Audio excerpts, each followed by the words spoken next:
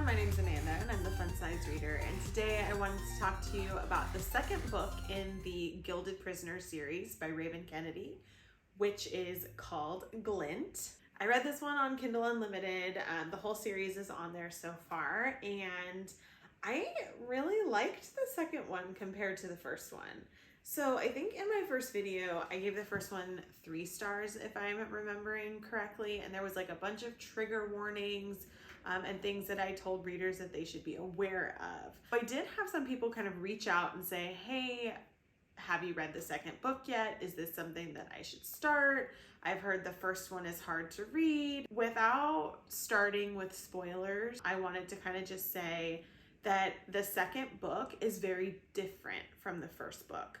I feel like the first book set up the world and kind of the view of the characters and gave you like a cultural background to this world, this fantasy world, and got the story started, but it was almost like it wasn't a prequel, but it was almost like a prequel, because I feel like the second book is really where the story is starting. So if I were to give you an opinion on if you should read the series, I would say as of this point in book 2, where I'm at right now, yes, if you like fantasy books, because I feel like this is where it's picking up. This is where it's moving forward and things are going to start happening. And the first book and really part of the second one kind of just gives you more of the character feel and gets you attachment to the characters and understanding the world and understanding like the political movements and things like that. I would recommend it so far. I have not read book 3 and the 4th one's coming out soon. So that being said, like, should you continue with the series? As of right now, my answer is yes. So I gave this book 4 stars. I really liked this book. I liked it more than I liked the first one. I felt like I read it really, really quickly. I liked kind of the setting, even though it was a traveling book. And typically I don't like that. But this one I felt like was done well, because there was character development and movement and political development that did not seem boring, even though there wasn't a lot of setting, if that makes sense. So even though there wasn't a lot of setting, things still happened and things were revealed, and it was just way more exciting, I feel like, to me than the first one. I'm having trouble remembering, because I read this book a couple weeks ago. I'm having trouble remembering the spice rating that I thought of in my head, and I didn't write it down. But I know that this was not like the first book. The first book opened with a very spicy scene. It had some instances in the first book. But this one, I don't think there was any.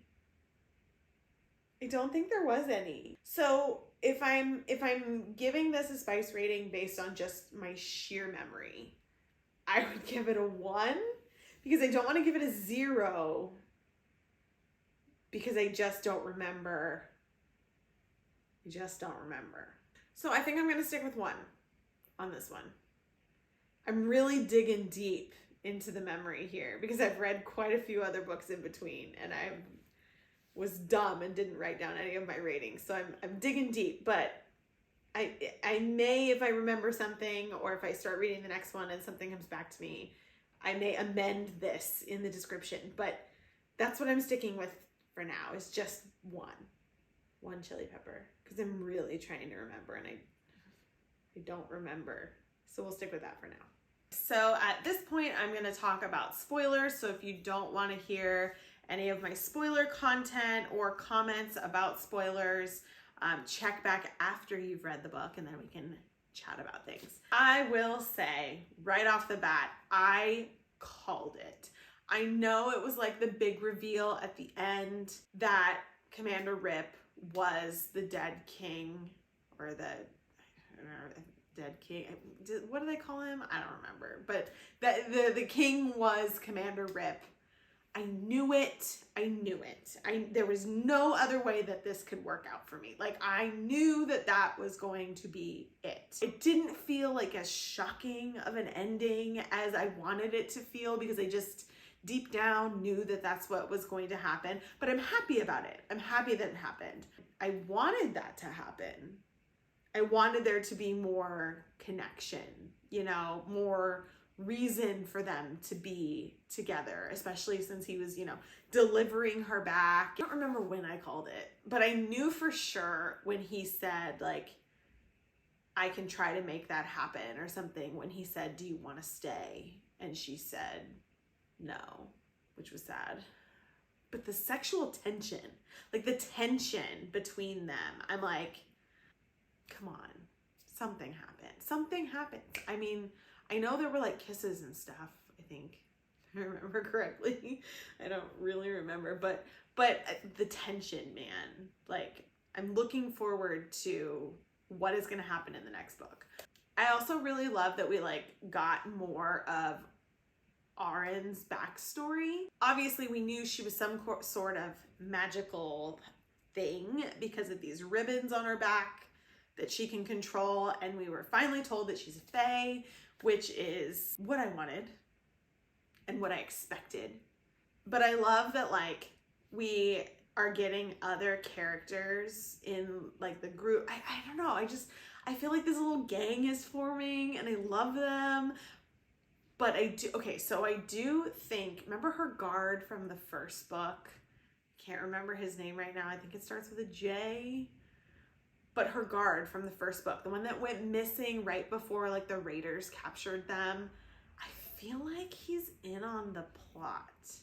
I feel like he's involved in some way, which is why he asked to protect her. Like, he knows something. He still hasn't reappeared. I really want to know if he's going to appear in the next book. But that's my prediction, is he's onto something. I also just had a feeling, just because I read a lot of fantasy and like we know how these things go, but I knew we were going to hate Midas, and I hate Midas. I hate him. The scene where he was trying to lock her in the cage, I was like, no, we're done. We're done. We hate you. Like, if we didn't hate you before, we hate you now. I hate you. I also don't know what's going to happen with his wife. Like, I think she's doing something. And I don't know if they're going to end up, the two kingdoms are going to end up fighting against Midas, or like if there's going to be a three-way fight. I don't know. But something's going to happen. And I don't love her character. Oh, yeah, okay, I was right on my spice rating. Now I remember. Okay, yeah. It should be a 2. It should be a 2. I remember now. Okay, we're gonna stick with that. I don't love her character as the queen. I'm hoping that she starts to grow on me a little bit more, because of like, we know that the kingdom was taken over and like her reign was essentially ripped away because of Midas and his power, which we know isn't his power. Oh, I'm curious to see what comes of that. But I did leave this book really wanting to read the next one, but I couldn't read the next one because I wanted to record the video first, because I tend to like mix the books up and I don't want to ruin things. So now I can officially go read the third one in preparation for the fourth one to come.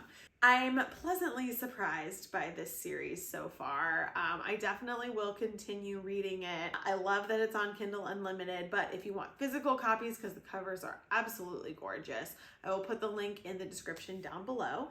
And don't forget, you can also find me on Instagram, Facebook, and TikTok at The Fun Size Reader. See you guys next time.